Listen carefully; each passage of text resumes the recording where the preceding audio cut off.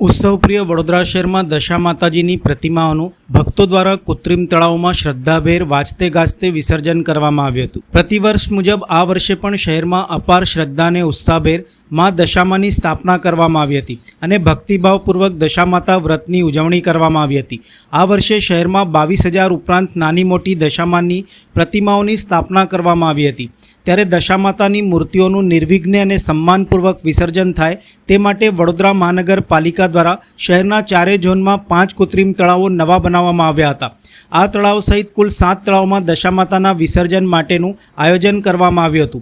आ वर्षे पण श्रावण मासनी शरूआत साथे शहरमां दशामाताना तहेवारनी भारे धूमधामपूर्वक उजवणी करवामां आवी हती। केटलाक लोकोए माताजीनी माटीनी प्रतिमानुं घर आंगणे विसर्जन कर्युं हतुं, परंतु अन्य लोको माटे विसर्जन माटेनी व्यवस्था पालिका तंत्र द्वारा करवामां आवी हती। 10 दिवसनुं आतिथ्य माण्या बाद भक्तोए वाजते गाजते माताजीनी प्रतिमाओनुं विसर्जन कर्युं हतुं। जागरण कर्या बाद रात्रिना 12 वाग्या पछी भक्तों द्वारा माताजीनी श्रद्धाभेर विसर्जन सवारी योजी हती। शहरना कृत्रिम तळावोमां वहेली सवार सुधी माताजीनी प्रतिमाओनुं विसर्जन भक्तों द्वारा करवामां आव्युं हतुं। विसर्जन दरमियान पालिका तंत्र, पोलीस विभाग सहितनुं संबंधित तंत्र खड़े पगे फरज उपर हाजर रह्युं हतुं। આજરોજ દશામાના 10મા દિવસે હરણી લેક ખાતે વિસર્જન કરવામાં આવે છે। આપ જોઈ શકો છો કે પોલીસ અને કોર્પોરેશનની સંયુક્ત સહકારથી અત્યારે આપ જોવો છો કે 2 ક્રેન છે, પોલીસનો પૂરતો બંદોબસ્ત છે, સાથે સાથે તરૈયાઓની 25 થી 30 જણાની ટીમ આઈડેન્ટિફાઈ કરેલી પોલીસે છે તે રાખેલી છે। બીજી લોજિસ્ટિક સપોર્ટમાં જોઈએ તો મેડિકલ ટીમ છે, ગાર્બેજ ડિસ્પોઝલ ટીમ છે અને ફાયર બ્રિગેડ।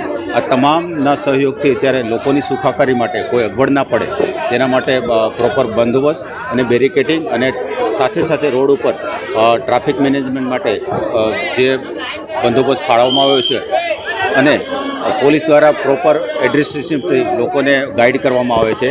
પોતે વ્યવસ્થિત રીતે અહીંયા મૂર્તિનું વિસર્જન કરવા માટે યોગ્ય રીતે થઈ શકે તે માટે પૂરતા પ્રયત્નો કરવામાં આવે છે।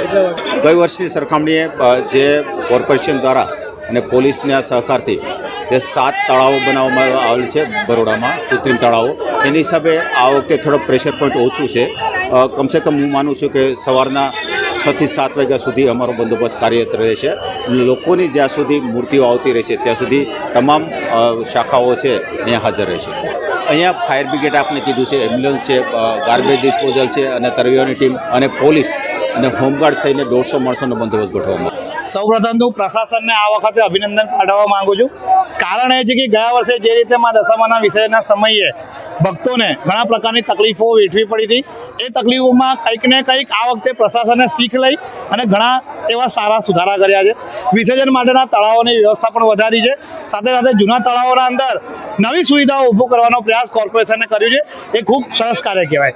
બીજું કે જ્યારે 10 દિવસમાં આપણા ત્યાં વાજતે ગાજતે આવતા હોય, એમની સ્થાપના કરતી હોય, એમની પૂજા અર્ચના કરવામાં આવતી હોય અને જ્યારે 10મા દાડે એમની વિદાય કરવાની આવતી હોય તો એક શ્રદ્ધા, એક સુમન અને એક ઉલ્લાસભેર જ્યારે એમની વિદાય કરતા હોય તો સાથે સાથે આંખમાં એક આંસુ બી આવતા હોય।